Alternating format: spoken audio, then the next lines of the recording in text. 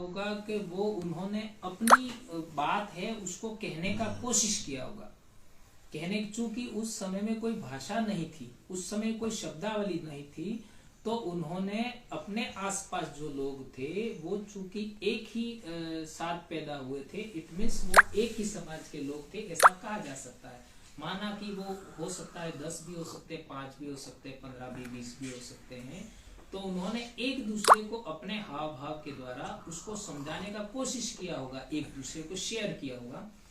उस तरीके से शब्द बनते चले गए और इन्हीं शब्दों से एक बोली जो एक दूसरे की समझ के अनुसार जो समझ सकते थे, ऐसी बोली का विकास हुआ होगा।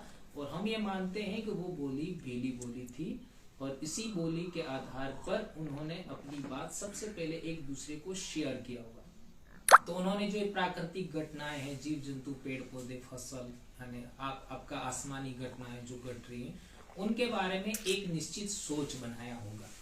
और एक निश्चित सोच बनाया होगा, वह सोच धीरे धीरे धीरे धीरे करते करते आज हमारे तक आई, पीढ़ी दर पीढ़ी। क्योंकि आदिवासियों के बारे में कहा जाता है कि आदिवासियों ने कभी दस्तावेजीकरण नहीं किया। उनकी जो रूढ़ी प्रथा है या फिर जो रीति रिवाज है या परंपराएं हैं, जीवन मूल्य है, जीवन शैली है, समाज व्यवस्था है, वो पीढ़ी दर पीढ़ी मौखिक रूप से हस्तांतरित होते हुए हमारे तक पहुंची। इसमें ये कह सकते हैं कि जो सबसे पहले जो होमो सेपियंस पैदा हुआ है, बील पूर्वजों का पुरुष या महिला पैदा हुए होंगे, उनसे लगा करके आज तक हो सकता है वह कितनी पीढ़ियां होंगी ये अपन नहीं कह सकते, लेकिन जितनी पीढ़ियां थी उनका अनुभव सिद्ध ज्ञान, नंबर 1, उनका जो अनुभव सिद्ध ज्ञान था, उनका प्रकृति के बारे में जो सोच थी, पेड़ पौधों के बारे में सोच थी, जीव जंतुओं के बारे में सोच थी, इंसानों के बारे में सोच थी, वह सोच क्रमशः डेवलप होती गई, विकसित होती गई। और इस तरीके से आदिवासियों का जो संस्कृति है वो विकसित हुआ, आदिवासियों की जो बोली है वो विकसित हुई, आदिवासियों का समाज व्यवस्था, आदिवासियों का पूजा पद्धति, आदिवासियों की विवाह पद्धति, आदिवासियों का गणतांत्रिक राज व्यवस्था, ये सब क्रमशः विकसित होते चले गए। और इसी के आधार पर आज की तारीख में हम लोग जो विरासत, हजारों लाखों पूर्वजों की जो विरासत है वो आज हमारे तक चली हुई आ रही है। तो इसके बाद में आप लोगों ने देखा होगा कि हमारे देश में कई बाहरी लोग आते हैं। आज 2500 साल, 2600 साल पहले सबसे पहले ईरानी लोग हमारे देश में आए थे। और वो ईरानी लोग मीडिया या फिर आपका फारस, ये जो 2 प्रांत थे, वहां से आए। और आप लोगों को पता ही होगा, विभिन्न धर्म ग्रंथों के द्वारा भी आपने पढ़ा होगा, हिस्ट्री में भी पढ़ा होगा कि सबसे पहले धर्म का जो विकास हुआ वह आज का जो यरूशलेम है वहां विकास हुआ, जिसको हम धर्म कहते हैं, जिसको अब्राहमिक रिलीजन भी कहते हैं, वह वहां विकास हुआ। जो असीरिया, ईरान के पास में असीरिया का जो राजा था, उसने जो इजराइल पर आक्रमण किया, आज का इजराइल, उस पर आक्रमण किया और वहां से यहूदी लोगों को वो अपने साथ ले आया और ईरान के मीडी इलाके के अंदर उनको ला करके बसाया। और उसी टाइम में ईरान के अंदर जरथुस धर्म का जो आपका जोरास्ट्रियन धर्म होता है उसका भी डेवलपमेंट होता है। और इसके बाद में क्रमशः विभिन्न ऐतिहासिक घटनाओं के बाद में बहुत सारे लोग पूरी दुनिया के अंदर फैले, यानी जो धर्म जिसको हम कहते हैं, ईश्वरीय धर्म जिसको कहते हैं, वह वहां से धीरे धीरे पूरी दुनिया के अंदर गया। वो उसका कोई भी नाम हो सकते हैं, जिसको ईश्वरीय धर्म है वे सारे वहां से शुरू हुए, ऐसा कहा जा सकता है। तो हमारे देश के अंदर, विशेषकर आदिवासियों के अंदर जो सोच थी, एक विचार था, वह ईश्वरीय धर्म के आधार पर नहीं था। ये बात हमें समझना होगा। तो क्या आदिवासी लोग हैं वह ईश्वर को नहीं मानते, ये सवाल पैदा होता है।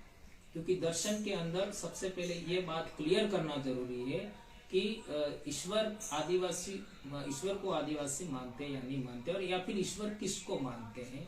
तो जिसको ईश्वर यानी ईश्वर को आज तक किसी ने देखा नहीं कहने का मतलब वह कौन है, कैसा है, उसके बारे में कोई जानते नहीं है। तो इसको कई सारे धर्म ग्रंथों में अलग अलग तरीके से बताया गया है। तो हम लोग आदिवासी पूर्वजों के जो विचार का अध्ययन करते हैं, तो आदिवासी समाज के अंदर एक महिला और एक पुरुष, दो, और इसके बाद में प्राकृतिक नियम, ये 3 चीजों को मिला करके ही सृष्टि का निर्माण होता है। प्रकृति का जो निर्माण होता है, इस बात को माना जाता है। जैसा कि हम लोग फूल के अंदर भी ये बात देखते हैं, तो फूल के अंदर भी एक पुंकेसर होता है, एक स्त्री केसर, अर्थात एक पुरुष होता है और एक महिला होती है।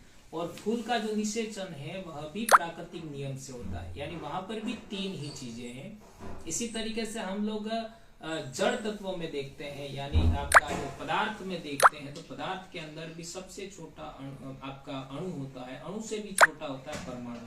परमाणु में भी तीन चीजें होती हैं, इलेक्ट्रॉन यानी माइनस, प्रोटॉन यानी प्लस, और ये दोनों जुड़ते हैं वो प्राकृतिक नियम से जुड़ते हैं। यानी तीन उदाहरण दिए, तीन उदाहरण के अंदर तीन चीजें हैं, और इसको और आगे बढ़ाया जा सकता है, लेकिन मैं इससे आगे नहीं बढ़ना चाहूंगा। ये तीन चीजों के अंदर तीन चीजें हैं। अब ये तीन चीजों का जो योग होता है, उसी को हमारे पूर्वज सब कुछ मानते थे, सर्वोच्च शक्ति मानते थे, और इसको प्रकृति शक्ति भी कह सकते हो। विभिन्न आदिवासी समाज हैं, उसको अलग अलग तरीके से उसका नामकरण करते हैं, और पूरी दुनिया के अंदर ये एक जैसा विचार प्रारंभिक जमाने में था। लेकिन इसी मेरे को ऐसा लगता है कि ये जो हमारे तीन को मिला करके जो एक सर्वोच्च शक्ति का जो सोच था, कालांतर में जो धर्म वाले लोग हैं, इन्होंने इसी को मिला करके अपने पूर्वज को, यानी इसका मानवीकरण करके, उसका मानवीकरण करके ईश्वर बनाया होगा, ऐसा कहा जा सकता है। तो जिसको ईश्वर की जो अवधारणा है वो उसका जड़ में आदिवासी है। आदिवासी के जो विचार का विकृतीकरण करके या मानवीकरण करके ईश्वर बनाया गया, ऐसा कहा जा सकता है। दूसरी बात यह है कि आत्मा के बगैर भी आपका दर्शन को नहीं समझा जा सकता। आत्मा किसको कहेंगे? ये कहा गया है कि आत्मा अजर अमर है, वह न मरती है न जन्मती है, ऐसा कहते हैं लोग। तो इंसान के मरने के बाद है आत्मा का फिर पुनर्जन्म होता है, ऐसा कहते हैं। हमारे समाज के अंदर ऐसा कोई कंसेप्ट है नहीं, जितना हम लोग समझ पाए, जितना हम रिसर्च कर पाए। लेकिन हमारे समाज की एक मान्यता है कि पूर्वजों की पूजा की जाती है, और वो पूर्वजों की पूजा इसलिए की जाती है कि जो, जैसा कि मैंने बताया, जो सबसे पहले इंसान पैदा हुए, होमो सेपियंस बने हमारे भारत भूमि पर, उनके जो माता और पिता दोनों जो पूर्वज थे, उनकी पूजा किया जाता है, और वो आज भी चलता है। पुरुष की भी अलग से पूजा होती है, उसको सिरावासी कहते हैं, और जो महिला की भी अलग पूजा होती है, उनको हम सोकड़ी पूजा कहते हैं, मातारों कहते हैं, बाबा डोकरा कहते हैं।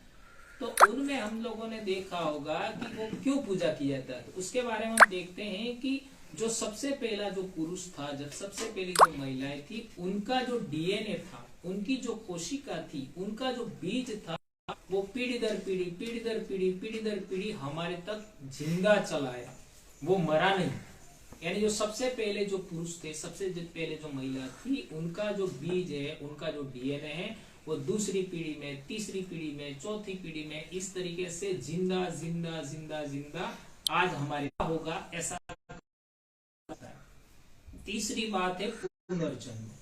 पुनर्जन्म के बारे में हमारे पूर्वजों में कहने का मतलब एग्जैक्टली अभी तक हम लोगों का पूरा रिसर्च चल रहा है, लेकिन पुनर्जन्म होता है या नहीं होता है, उसके बारे में कहने से पहले मैं ये कहना चाहता हूँ, अंदर हुआ ऐसा कहा जा सकता है।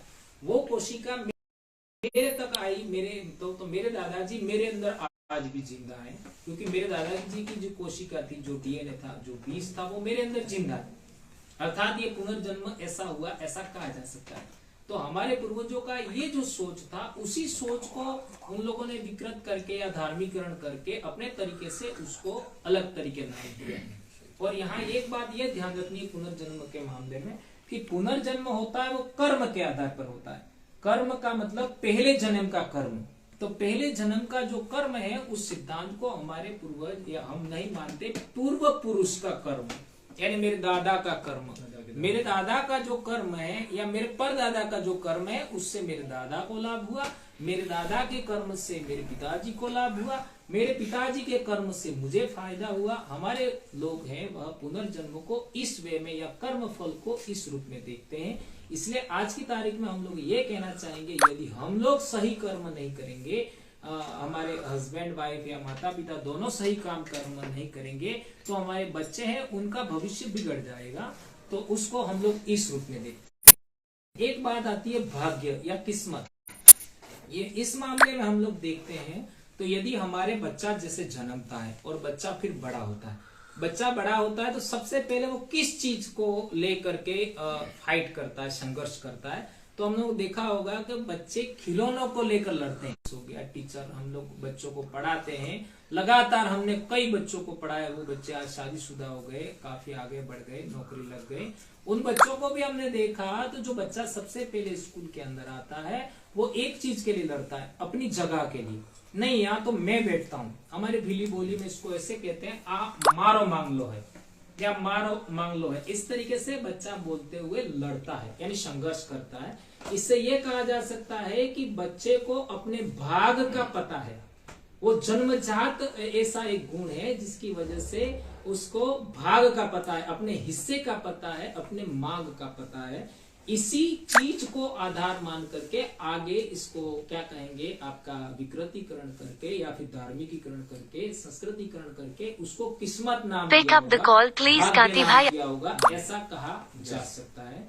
एक पुनर्जन्म के विषय में एक चीज और बोलना चाहूंगा कि हमारे समाज के अंदर बोली में कभी कभी महिलाएं कोई गलत काम कोई दूसरा व्यक्ति करता है, आदमी करता है, तो उस टाइम या बच्चा करता है तो उस समय वो अचानक बोलती है, क्या बोलती है कि कणे भव न दुश्मन है।